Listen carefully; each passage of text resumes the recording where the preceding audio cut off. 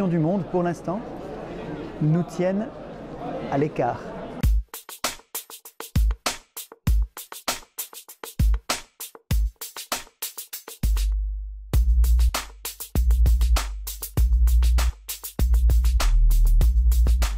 Le 7 mai 2017, Emmanuel Macron a été élu président de la République par le peuple de France.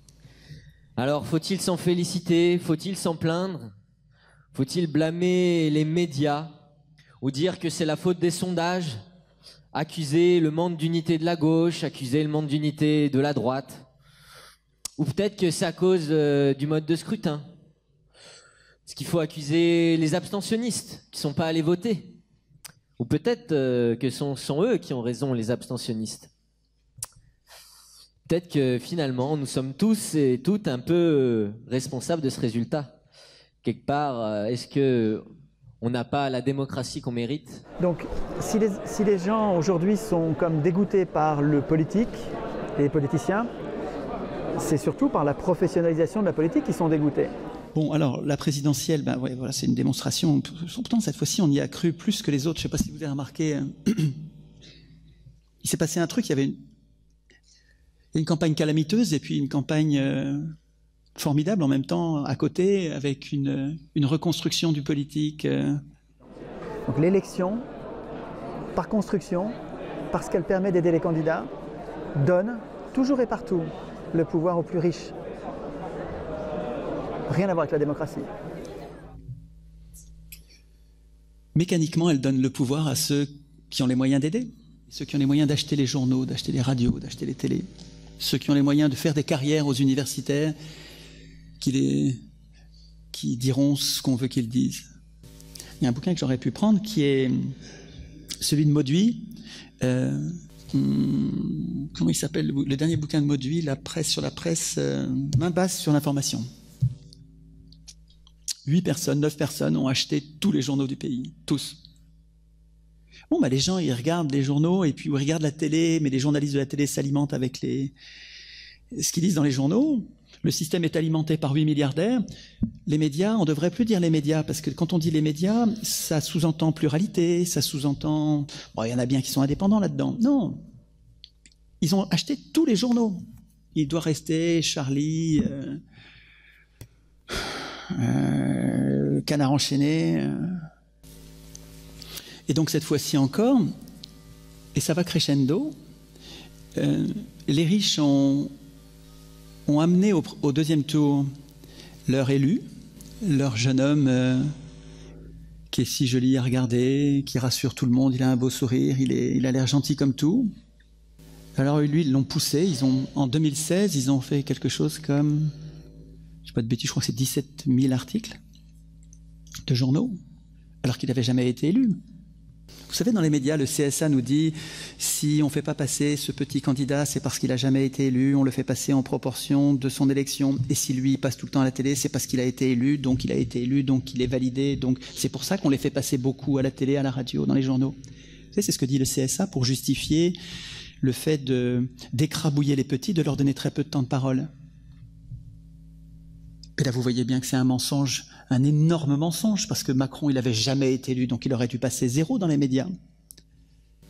Et puis en face, ils ont aussi mis un monstre, Le Pen, qu'ils ont dédiabolisé, jusqu'au soir du premier tour, dédiabolisé.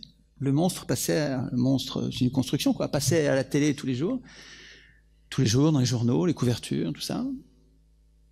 De façon à avoir un faux choix, quoi, un choix de merde. Enfin, j'imagine que vous l'avez vécu comme ça, au deuxième tour, et que... Alors là, le soir du premier tour, le monstre dédiabolisé redevient diabolisé, il a une rediabolisation, mais alors terrible, de façon à ce que l'élu des riches passe les doigts dans le nez.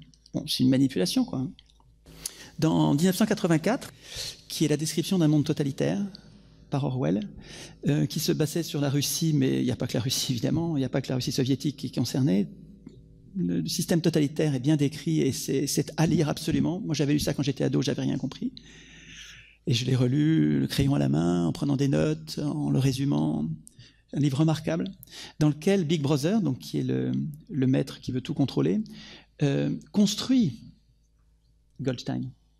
Et pendant pratiquement tout le bouquin, on ne comprend pas ça. Pendant tout le bouquin, on voit Goldstein qui est présenté sur les télécrans. Un peu partout, dans toutes les maisons, il y a un télécran qui passe la propagande de Big Brother et puis qui filme.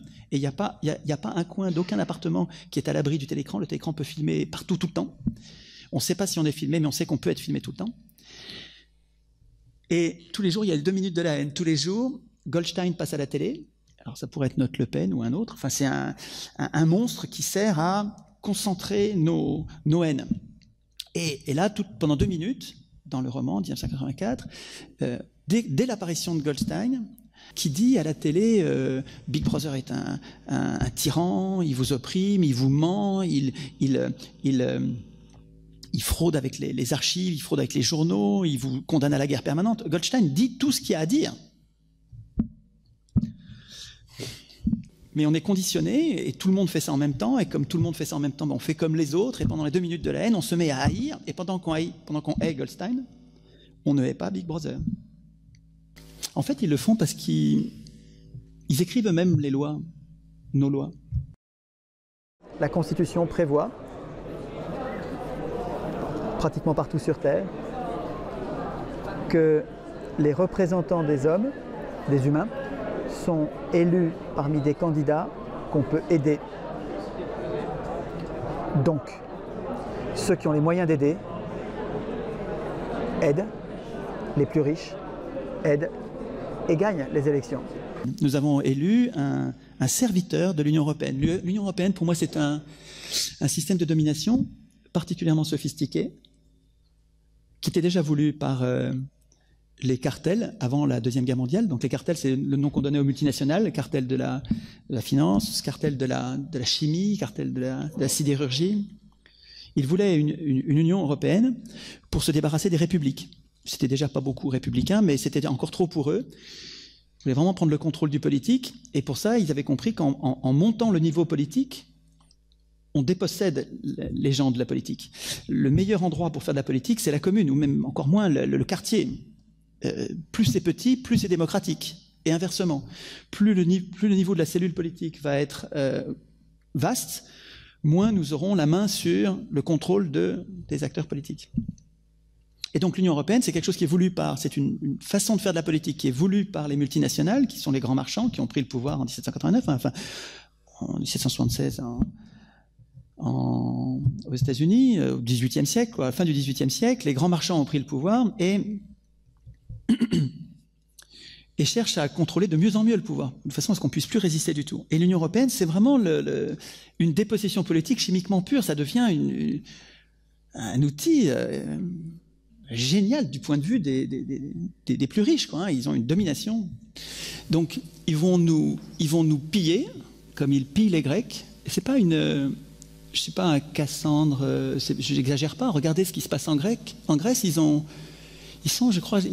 sont à 14 mémorandums, 14 régressions majeures dans les services publics, les retraites, les salaires, les impôts. C'est terrifiant. Ce qu'on impose aux Grecs mérite votre attention. Quand les pays échangent, nous n'avons pas tous la même compétitivité. D'abord, dans les échanges mondiaux, c'est un jeu à somme nulle. C'est un jeu à somme nulle. Vous faites l'addition de toutes les importations de tous les pays du monde. Ça va être égal. C'est une égalité comptable, c'est pas l'objet d'un débat, ça va être égal à toutes les exportations. Importation égale exportation, quand vous prenez toute la planète. Si un pays exporte beaucoup tous les ans, tout le temps, plus qu'il n'importe, si un pays est exportateur net comme l'Allemagne, ça veut dire qu'il y en a d'autres qui importent net, qui sont importateurs nets. C'est obligatoire. Il ne peut pas y avoir un exportateur net durable sans qu'il y en ait un autre qui ait des échanges déséquilibrés de façon symétrique. Alors, peut-être que c'est 3 pays qui se répartissent la charge, mais vous ne pouvez pas défendre l'idée que le modèle allemand n'a qu'à être suivi par les autres. C'est pas possible. Tout le monde ne peut pas faire comme l'Allemagne. Quand un pays exporte plus qu'il n'importe, quand il vend aux autres, c'est une prédation. Alors ça va bien une année, on ne va jamais arriver à l'égalité totale. Donc on peut accepter qu'un pays, temporairement, une année, déséquilibre ses échanges, mais il ne faut pas accepter qu'un pays soit tout le temps exportateur net Parce que sa monnaie va devenir forte et la monnaie des autres va devenir faible. Et il va falloir dévaluer. Si on accepte que les échanges soient déséquilibrés, ce qui est le cas en ce moment, il faut que les monnaies se dévaluent pour rétablir la compétitivité. Parce que si vous dévaluez pas de temps en temps, vous avez un pays qui devient de moins en moins compétitif, l'autre qui devient de plus en plus compétitif. Et quoi? Celui qui est importateur net, ça va jusqu'où? Jusqu'à ce qu'il meure? C'est quoi le truc? Oui, il va mourir. Donc pour pas mourir, les peuples se défendent parce qu'ils veulent pas mourir. Et ils dévaluent, de temps en temps, ils dévaluent leur monnaie pour se rendre à nouveau compétitifs, pour que l'échange puisse continuer à avoir lieu, pour pas crever. Les ordolibéraux, ils disent c'est fini, on dévalue plus. On dévalue plus. Ça, c'est jouer avec la monnaie, on les appelle des monétaristes aussi. Hein. Ils sont tellement rigoureux avec la monnaie qu'ils disent il faut plus dévaluer. Ouais, mais attends, on n'a pas la même compétitivité. En Allemagne, ils travaillent beaucoup plus. Ils travaillent, ils sont super disciplinés. Ils souffrent, hein, la classe ouvrière allemande est malmenée. Ils ont pris les plans Hartz 1, Hartz 2, Hartz 3, Hartz, c'était leur ministre esclavagiste, Hartz 4. Donc il y a des gens qui ont 2 boulots et qui n'ont pas de quoi se payer leur maison et qui vivent dans leur bagnole. Donc ils sont compétitifs, mais c'est un modèle affreux, quoi. Enfin, c'est dur à vivre pour eux, là-bas, pour les Allemands. En tout cas, ils sont plus compétitifs et les autres moins. Si on dit, parce que c'est eux, les Allemands ont appauvri leur classe ouvrière les premiers. Alors après ça, donc ils sont plus compétitifs et après ça, ils arrivent à vendre leurs produits meilleurs, moins chers. Okay. Si on n'arrive plus à dévaluer, comment on fait pour rester compétitif? Il faut qu'on ait une autre variable d'ajustement. Comment on fait pour être compétitif alors qu'on n'a pas le droit de jouer avec la monnaie? Eh bien, il faut baisser les salaires. Ça s'appelle la dévaluation compétitive, des dévaluations internes, ils appellent ça. Dévaluation interne, ça veut dire baisse des salaires. C'est plus clair quand on dit baisse des salaires. Comment il appelait ça, Jospin? Désinflation compétitive. Ça veut dire baisse des salaires. Effectivement, si t'as pas le dictionnaire avec, tu comprends pas, quoi. Désinflation compétitive, ça veut dire baisse des salaires. Quand on n'a plus le droit de dévaluer la monnaie, alors c'est vos salaires qu'on va baisser. On peut faire un référendum là-dessus, s'il vous plaît? Non. La Grèce, c'est un laboratoire pour les usuriers. Ils testent nos réactions. Et ce qui est affreux pour nous, c'est que on réagit pas. Il y a quelques centaines de milliers de personnes qui protestent en Grèce. Mais c'est rien, ils sont des millions, hein, les Grecs. Il n'y a que quelques centaines de milliers de personnes qui protestent, qui gueulent, qui sont violents, alors que c'est toute la société qui devrait se révolter contre la dette grecque. Ouais, mais c'est normal qu'on soit impuissant politiquement, c'est normal que nous soyons impuissants politiquement, tant que nous nous fichons de la Constitution. Les banquiers sont moins bêtes.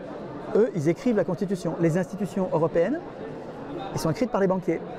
Eux, ils ont compris que c'était important d'écrire ce texte. Bon, ben nous, on est en train de comprendre et on s'entraîne. On va avoir du mal à sortir de ce piège-là.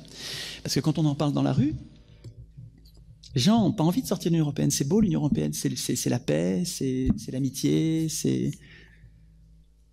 Et moi, j'ai marché à ça pendant toute ma vie. Hein. Enfin, j'ai voté oui à Maastricht, c'est affreux. Hein. Enfin, c'est un vrai boulot de se désintoxiquer. Il faut éteindre sa télé, il faut lire. Et je voudrais vous signaler plusieurs bouquins là-dessus. Difficile de choisir un ordre. Le plus ancien peut-être, mais qui est vraiment toujours remarquable, qui s'appelle L'idéologie européenne. Fait par 3 bons hommes, Landais, Monville et Yaglé, un nom à coucher d'or avec un billet de logement, chez Aden, 2008. L'idéologie européenne, ça, c'est un concentré de l'histoire réelle de l'Union européenne, donc des vrais pères de l'Union européenne qui ne sont pas ceux qu'on vous dit, des vraies allégeances de Schuman, Monnet aux États-Unis, et qui ne sont pas du tout indépendants, et à la banque, à la finance. Remarquable bouquin. Deuxième bouquin très important sur l'Union européenne, il vient de sortir, 30 bonnes raisons de sortir de l'Europe, Olivier Delorme, édition H&O. Remarquable bouquin là aussi. C'est un historien, spécialiste de la Grèce, il a écrit plusieurs bouquins magnifiques sur la Grèce, connaît bien le sujet. Et vraiment excellent sur l'histoire de l'Union européenne, sur Adenauer, sur Schuman, Gasperi, toute la bande des crapules qui ont mis en place le mécanisme. C'est les crapules, hein. Pour moi, ils sont complètement, c'est les ennemis du peuple. Ces gens-là nous ont dépossédés politiquement, durablement. Jean-Michel Nolot, éviter l'effondrement. C'est un banquier, lui, c'est pas un anarchiste, hein. C'est pas un révolutionnaire. Mais il y a une critique du système financier, de la financiarisation, et il y a quelques pages sur l'ordolibéralisme, c'est terrifiant, hein. Dans le rapport Delors en 89, il y avait, en 89, hein, donc c'est vieux, en fait, c'est dans le traité de Rome, il y a déjà le projet. Donc il parle du rapport Delors, naissance de l'euro, un copier-coller de l'ordolibéralisme allemand. Tout ce qui caractérise la théorie ordolibérale, effectivement, une idéologie allemande, hein, et la politique conduite en zone euro depuis sa création était présent dans ce texte, le texte du rapport Delors en 89. La politique monétaire retirée au gouvernement. Ça, c'est un sujet d'étude, je n'ai pas le temps de développer là, mais c'est un sujet d'étude, il faut que vous bossiez ça. Des règles contraignantes en matière budgétaire, la nécessaire flexibilité des salaires. Là, le fouet, c'est pour nous, hein, c'est pas pour ceux qui écrivent les règles, c'est pour nous. Hein. Pour remplacer les dévaluations monétaires, quand vous interdisez les dévaluations monétaires, vous allez avoir une dévaluation des salaires, ça devient la seule variable d'ajustement. Les déplacements de main-d'œuvre. Plein d'Espagnols qui se sont barrés d'Espagne pour aller travailler en Allemagne, plein de Grecs, de jeunes Grecs qui fuient la Grèce pour aller travailler en Allemagne. Toujours sur l'euro. L'euro est-il mort? Sous la direction de Jacques Sapir, en fait c'est un livre collectif. J'aime bien les livres collectifs parce que c'est des petits chapitres très courts dans lesquels chaque auteur a mis le meilleur de lui-même sur un sujet, et c'est vraiment des livres très denses, très, très bien faits, très très très bon bouquin, avec un article de l'ami Olivier Berruyer qui est remarquable, vraiment remarquable sur les conséquences sociales de l'euro, qui est vraiment catastrophique. Et sur l'euro, un auquel je suis sûr que vous ne penserez pas, et pourtant c'est magnifique, magnifique, magnifique, il faut vraiment que je prenne le temps de vous en parler. Alain Suppiot, spécialiste du droit du travail, un prof de droit du travail qui vient d'entrer au Collège de France. Ce sur quoi il bosse, c'est sur l'ultralibéralisme et sur la destruction de la loi, du gouvernement par les lois, et le remplacement par la gouvernance par les nombres. Et il a fait une douzaine de conférences d'1 heure au Collège de France, qu'il faut absolument que vous écoutiez, il faut que je fasse un billet là-dessus, c'est vraiment remarquable. Il y a une histoire du droit, de ce que nous avons gagné, de ce que nous avons à gagner au droit écrit, à ce tiers de référence qu'est l'État que nous mettons au-dessus de nous pour produire du droit, qui nous donne notre identité et qui garantit nos contrats, ce tiers extérieur que nous avons fabriqué pendant des millénaires, que nous avons défendu, qui est en train d'être détruit par les dingues ultralibéraux, enfin les dingues. Et ce qui est vraiment, il n'utilise pas ces mots-là, lui, du tout, bien sûr, mais il permet de comprendre d'où vient la folie ultralibérale. Et en fait, elle commence avec Pythagore, et cette espèce de religion des nombres, cette espèce de fascination des hommes pour les nombres, qui essaye depuis des milliers d'années de trouver la justice, de trouver le bien, de trouver l'équilibre, grâce aux nombres. C'est absolument passionnant. Ce gars-là parle de façon très simple, c'est pas du tout compliqué, il n'y a pas un niveau de langage abscon, c'est agréable à écouter, c'est agréable à lire, et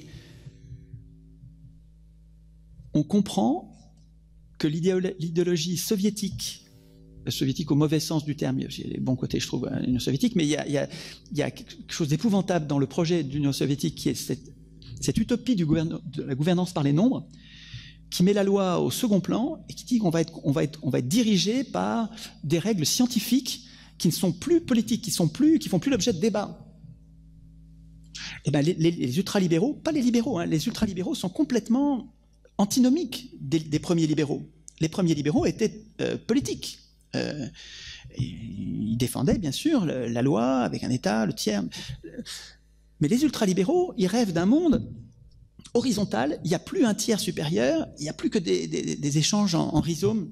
Bon, je ne vais pas le temps de développer. Passionnant ce truc-là. Passionnant pour comprendre la dinguerie de l'ultralibéralisme et qui est complètement dans la moelle de l'Union européenne. Si je veux résumer le truc à l'os, 0% de matière grasse.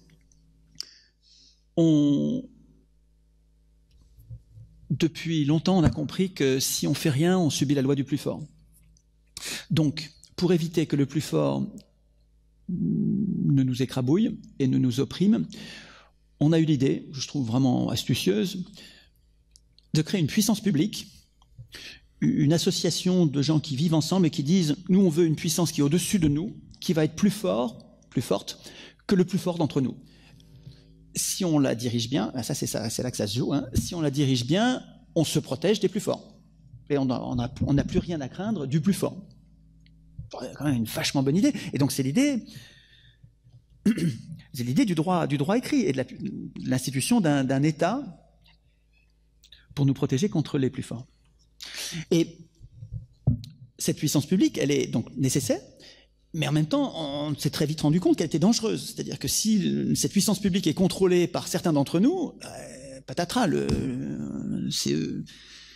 l'État devient un outil d'oppression. Or, nous y sommes, c'est-à-dire que ça fait des siècles que l'État est devenu un outil d'oppression, d'où l'idée anarchiste de se débarrasser de l'État.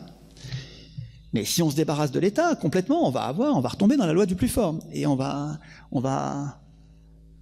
avoir besoin d'allégeance comme il y avait dans le monde féodal. Il en parle bien, hein, Suppiot, si on renonce à une puissance publique qui nous protège les uns des autres, il va falloir qu'on se mette en bande comme dans le monde féodal, avec des allégeances à des seigneurs qui nous protègent en échange de... Il y a peut-être un moyen, et moi c'est ça que je défends, donc c'est une variante de l'anarchie, hein, c'est-à-dire que une anarchie avec un État. C'est une anarchie en gardant l'État, mais en le contrôlant nous-mêmes. Une bonne décision publique défend l'intérêt général, protège le bien commun. Comme on sait depuis longtemps qu'on a à craindre de la puissance publique, de l'État, on a inventé un texte qui s'appelle la Constitution, qui est supérieur, qui met en place l'État, qui met en place la puissance publique, mais dont l'idée géniale, qui est, je trouve, méconnue, et vraiment c'est quelque chose qu'on devrait s'approprier et défendre. Mais l'idée géniale de la Constitution, c'est que ce texte sert non seulement à instituer les pouvoirs, évidemment, mais ça sert surtout à les contrôler. Dans la Constitution, il devrait y avoir toutes les règles pour limiter les pouvoirs, pour affaiblir les pouvoirs, pour les tenir sous la poigne du peuple, des gens. Les gens, de gauche comme de droite, hein, d'extrême gauche comme d'extrême droite, je m'en fous. Et si on choisit le tirage au sort, il n'y aura plus besoin de partis. Les partis vont disparaître parce qu'ils ne serviront plus à rien. Donc si vous voulez, ça ne sert à rien d'imaginer de se débarrasser des partis politiques en gardant l'élection. Si vous gardez l'élection, vous aurez les partis parce que c'est humain d'essayer de faire gagner l'un ou l'autre.